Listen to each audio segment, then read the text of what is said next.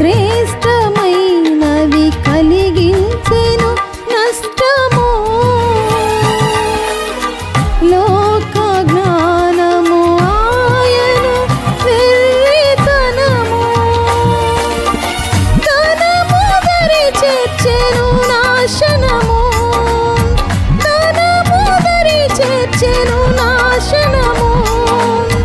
పరపతి చూపించెను దుష్టత్వము.